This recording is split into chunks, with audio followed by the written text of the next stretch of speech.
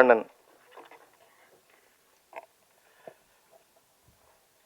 அதிகபட்சம் 9, 9, 5, 9, 10 முயற்சி எடுக்கிறோம். அதுக்குள்ளே கிளம்பிடலாம். ஆமாம். 81 வயதில் தனது வாழ்க்கையை முடித்துவிட்டு காலமும் கடவுளும் கைகோர்த்து அழைத்து சென்ற மரியாதைக்குரிய டெல்லி கணேஷ் சார் அவர்கள் நினைவாக நம்ம எல்லோரும் ஒரு நிமிஷம் எழுந்திரிச்சிங்கன்னு ஆசைப்பட்றேன். இதை அடி மனசுலேருந்து ஆத்மாவிலேருந்து பேசணும். கொஞ்சமாக பேசினா போதும். படம் கூடிய சீக்கிரம் தயாரிப்பாளர் சொல்லுவாங்க, அந்த ரிலீஸ் தேதியை தம்பி சொல்லுவார். அதனால் இது நான் சொல்ல ஆசைப்பட்டதை மரியாதைக்குரிய ராஜகபூர் சார் சொல்லிட்டாங்க. 3 தினங்களுக்கு முன்பு ஒரு பாரம்பரியம் உள்ள ஒரு யூனிவர்சிட்டியில் அர்ஜுன் சாருக்கு டாக்டர் பட்டம் கொடுத்தாங்கன்றது ஒரு அற்புதமான செய்தியை. நீண்ட இடைவெளிக்கு பிறகு ஃபீல் குட் டைரக்டர் சகோதரர் அதியமான் சார் மேடையில் இருப்பதெல்லாம் நான் பெருமையாக நினைக்கிறேன். எவ்வளவு பணம் சம்பாரித்தோம், எவ்வளவு வெற்றிகளை கொடுத்தோம், உழைப்பு ஒன்று தான். ஸோ அதான் கஷ்டத்தை எவன் ஒருவனுக்கு கடவுள் அதிகமாக கொடுக்குறானோ ஆயுசு அவங்களுக்கு அதிகம்னு அர்த்தம். அதை நிச்சயமாக நான் நம்புகிறேன்.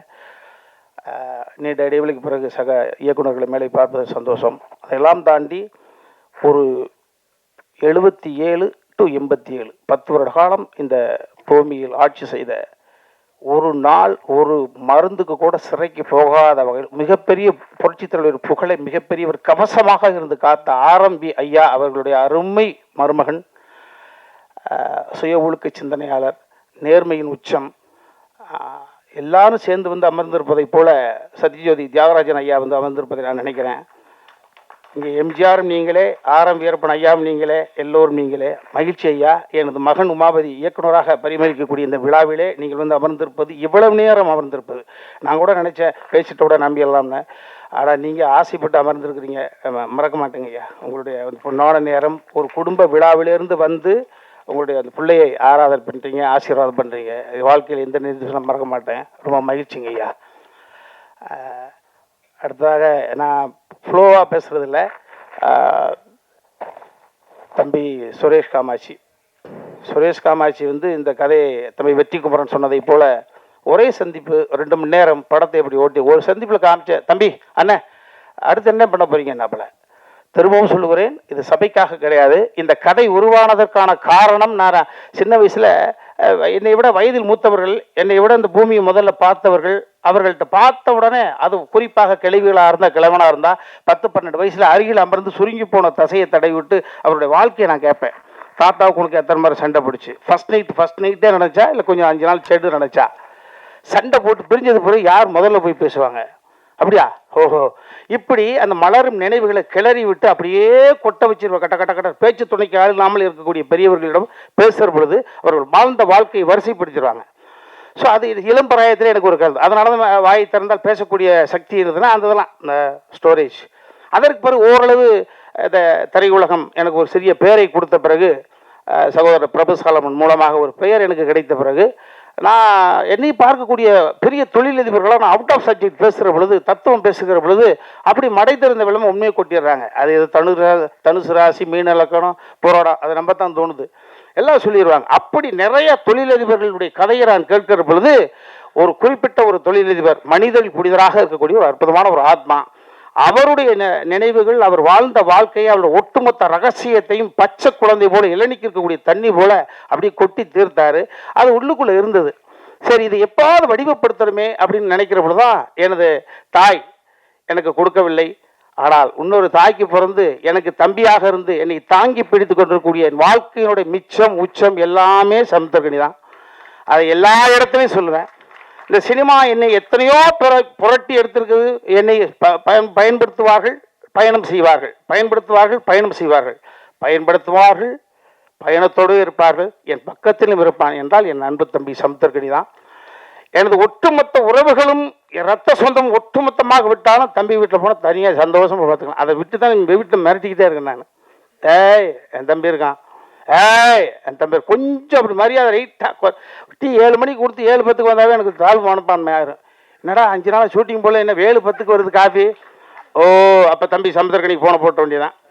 வேறு வழியில் ஒரு பிள்ளைய வச்சு தான் நான் வாழ்ந்துக்கிட்டு இருக்கேன். இப்போ அப்போ உமாபதிக்கெல்லாம் பெரிய ஆத்தாடி விட்டு அங்கே போயிடுவார். இது என்னடா ஸோ அந்த மாதிரி சமுத்திரக்கனி யார் படைப்பார்? ஒரு குணச்சித்திர நடிகன் நல்லா நடிப்பார், எல்லாருக்கும் தெரிஞ்ச விஷயங்கள் தான். வினோதய சித்தம் என்ற ஒரு கதையை எனக்கு அவர் படைத்து போற விட வார இடமெல்லாம் என்னை கொண்டாட வைக்கிற பொழுது எனது அன்னைக்கு சம்மதி சார், அர்ஜுன் சார் கூட சொன்னாங்க, என்ன நான் பெங்களூரில் உட்காந்துட்டு இருக்கேன், இது ஒரு படம் பார்த்தாங்களே சார், அதான் சார் வினோதய சித்தம். ஓ, அப்போ தெரிஞ்சுக்கிட்டு பார்க்காமலே சார் பார்த்துட்டேன் என்று சொல்லிட்டார் போல இருக்கும். ஸோ இந்த வினோதய சித்தத்தை தம்பி சமுத்திரக்கனி படைக்காமல் கொடுக்காமல் இருந்திருந்தால் நிச்சயமாக இந்த கதையை வடிவப்படுத்திருக்க முடியாது, வாய்ப்பே கிடையாது. ஸோ எப்படி பார்த்தாலும் பிள்ளையார் சொல்லி 786 சிலுவை குறி 3 குறிகளும் சேர்ந்தாலும் கூட இந்த கதையினுடைய அடி நாதம் என்பது தம்பி சமுத்திரக்கனி என்னை வைத்து எழுதி அதை வெற்றிப்படமாக மாற்றி 22 காட்சி 19 நாட்கள் அபரிதமான ஒரு படத்தை வினோதய சித்தம் என்பது பார்த்தா கொடுத்துச்சு. அந்த தம்பி கொடுத்ததுக்கு பிறகுதான் எல்லா நேரத்திலையும் என்னுடைய பசிக்கு அடுத்தவங்களே சமைச்சு கொண்டு வருவாங்களா, அப்போ பொண்டாட்டி ஊருக்கு போயிட்டு நான் தானே சமைக்கணும். அதை போல எனக்கென்று எப்பொழுதுமே ஒரு கதை வரும் என்று நான் மற்றவர்கள் எதிர்பார்க்க முடியாது, நாமளே சமைச்சு சாப்பிடுமே இந்த கதையை சமைத்தேன். நல்ல உணவை கொடுத்த பிறகு நானே சமைத்து அந்த உணவை, ஸோ அந்த உணவை யார்த்தரா கொண்டு ஷேர் பண்ணிக்கிறது பொழுது தம்பி சுரேஷ் காமாட்சி அவர்கள்ட்ட. ஸோ உருவானதற்கு முதல் காரணம் அவர், அது கதையானதுக்கு காரணம், அது காவியமானதுக்கு காரணம் என்பது தம்பி சுரேஷ் காமாட்சி தான் சொல்லுவேன். எல்லாமே நம்ம எல்லாருமே பிள்ளைகளுக்காக தான் வாழ்கிறோம். ஊடக சகோதரர்கள் சகோதரிகள் நீங்கள்லாம் எல்லாமே நம்ம பிள்ளைகளுக்காக தான் வாழ்கிறோம். ஏன்னா அந்த பிள்ளைகள் எந்த பிள்ளையுமே நம்மளை கேட்டுப்பார்கள். நம்ம சந்தோஷமா இருந்தோம், எப்போ சந்தோஷமா இருந்தாலும் உருவானான்னு யாருக்கு தெரியும்? உன்னை நான் எதிர்பார்த்து வளர்த்தேன், எதிர்பார்த்து எதுக்காக வளர்க்குறேன், எதுக்கு எதிர்பார்த்து வளர்க்குறேன்? யார் ஒன்று ஏய் பெத்துட்ட வளர்த்த எதிர்பார்த்து வளர்த்துன்னு சொல்லக்கூடாது. 10 மாதம் அதையும் கூட நகைச்சுவைப்படுத்திருப்போம். என்ன 10 மாதம் உள்ளுக்குள்ள ஒரே இருட்டு, ஒரு ஃபேன் இல்லை, ஒரு லைட் இல்லை, பரண்டு படுக்க பெஞ்சு இல்லை, பேச்சு துறைக்கு ஆள் இல்லை, அதை கூட நகைச்சுவை பண்ணியிருப்போம். அதே போல இந்த உலகத்தில் எதிர்பார்த்து எது கிடையாது. அவன் நம்ம கண்ணு முன்னால குழந்தைங்க ஸ்டடி ஆயிட்டாங்க அப்படின்னா அதுதான் இந்த பூமியில நம்ம 50 60 வயசுலையோ 70 வயசுலையோ 80 வயசுலையோ கண் மூடுகிற பொழுது நமது குழந்தைகள் இந்த உலகத்தில் தனியாக இருக்கிறார்கள், திறனாக அந்த நம்பிக்கை இருந்துச்சுன்னா அந்த ஆத்மா அமைதி படைக்கிறது, அமைதி அடைஞ்ச சொர்க்கத்துக்கு போகுது. ஐயையோ என்னடா முந்தா நாள் போனா எங்கே இருக்கான்னு தெரியலையே, ஐயையோ இந்த புண்ணு நான் இல்லைன்னா அப்படின்னா வாய் கோணிக்கு நரகம் தான். எவ்வளவு சொத்து இருந்தாலும் அந்த வகையில உயரத்தில் இருக்கக்கூடிய அனைவருமே துயரத்தில் தான் இருக்காங்க. நிறைய பேர் பார்க்கறோம், எல்லா தொழிலும் நாங்க கம்பீரம் ஏல அப்படி நம்ம சரியான ஆளியா சூப்பரியா அப்படிங்கிறது நிறைய 95% உயரத்தில் இருக்கக்கூடிய அனைவருமே அது அதிகார ரீதியாக இருந்தாலும் சரி, பணம் படைத்து இருந்தாலும் சரி, அவர்களுக்குள் மிகப்பெரிய ஒரு கொடுமையான உணர்வு தவிச்சு தப்பி வெளியில சொல்லாம அது என்னை பார்த்தவுடன் சொல்றாங்க. ஸோ இந்த கதை நிச்சயமாக உணர்த்தாது, உணர வைக்கக்கூடிய வகையில் இந்த கதையை நான் தான் டைரக்ட் பண்ணு சொல்லிக்கிட்டு இருந்தேன்.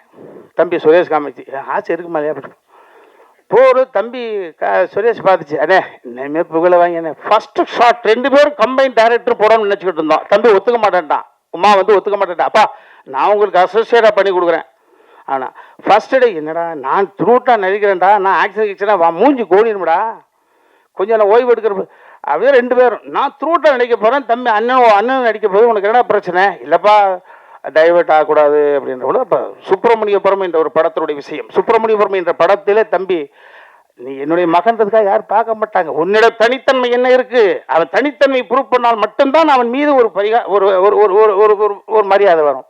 ஸோ அந்த வகையில் சுப்பிரமணியபுரம் என்ற படம் அந்த படத்தில் அவர் தானாப்பா டைரக்டரு, அப்போ ஹீரோ ஒத்துட்டாங்க. அப்ப தனித்தன்மை பொறுப்புணுவதற்கான ஒரு விஷயம் இதையெல்லாம் தம்பி சுரேஷ் காமாட்சி உள்வாங்கி அண்ணன் அழகா பண்ணுது தம்பி, நீங்க ஒத்துக்க மாட்டேங்கிறான் தம்பி ஒரே நிமிஷத்துல பேசி ஒர்க் அவுட் பண்ணி என்னை இயக்குநராக கொண்டு வந்திருக்காப்புல. அப்ப எனக்கு ஒரு மூத்த மகனோ அல்லது என்னை ஆளுமை கழியக்கூடிய எனது அப்பாவோ இருந்திருந்தால் நான் சொல்வதை கூட என் பையன் கேட்க வேண்டிய அவசியம் கிடையாது, எங்க அப்பா சொன்னா கேட்பாங்க.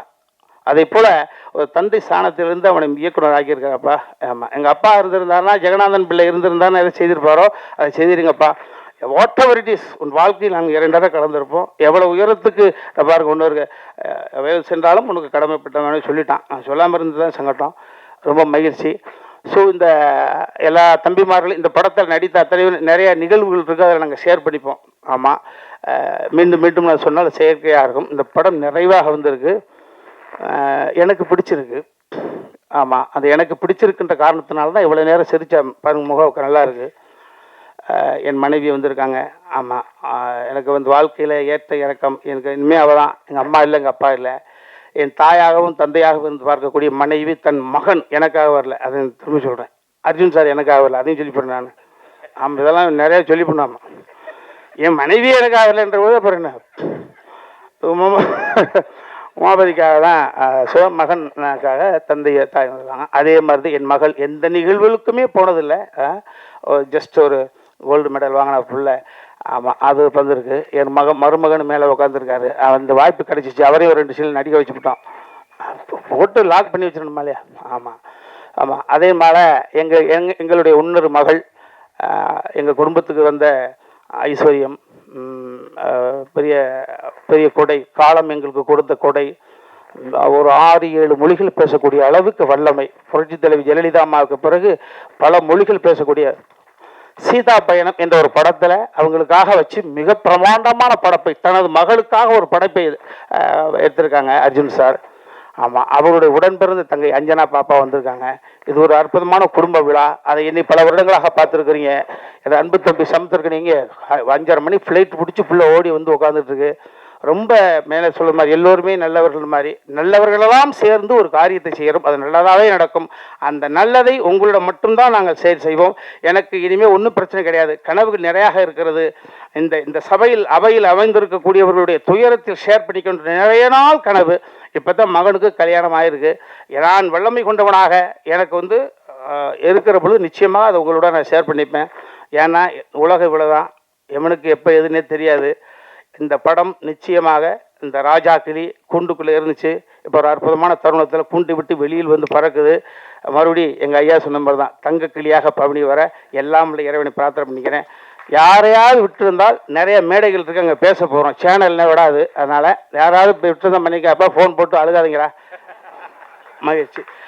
அப்புறம் என்னையும் ஒரு நாயகனாக ஒத்துக்கிட்டு இந்த பாடல்களுக்கு நடிப்பதற்கு ஒத்துக்கிட்டு அந்த பொண்ணுங்களாம்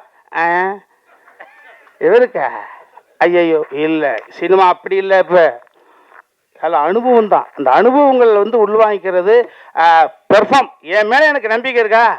நான் எப்படி ஒரு அரவிந்த் சாமி சாருக்கு எனக்கு என்ன பெரிய ஒரு 45 வயசா வித்தியாசம். என் மீது கொண்ட நம்பிக்கை அவருக்கு தந்தையாக நடித்தேன். அதே போல எனக்கு அற்புதமான சகோதரி சொன்னாங்க ப்ரெஷ்ல, ராஜா இங்கே கிளிகள் எங்கே, ராஜா இங்கே கிளிகள் இங்கே. இன்னும் 2 கிளி இருக்குது. அந்த 2 கிளி ஆமாம், அந்த கிளிக்கு ரெக்கம் வச்சு கொஞ்சம் பறந்தாங்கிறது தெரியுது. ஸோ எல்லாம் இறைவனுக்கு நன்றி. உங்கள் அனைவருக்கும் 9 மணி வரைக்கும் இருக்கிறீங்க. ஐயா நெல்லை சுந்தரராஜன் சார் ரொம்ப மகிழ்ச்சி. எல்லாருக்கும் நன்றி, எல்லாருக்கும் நன்றி.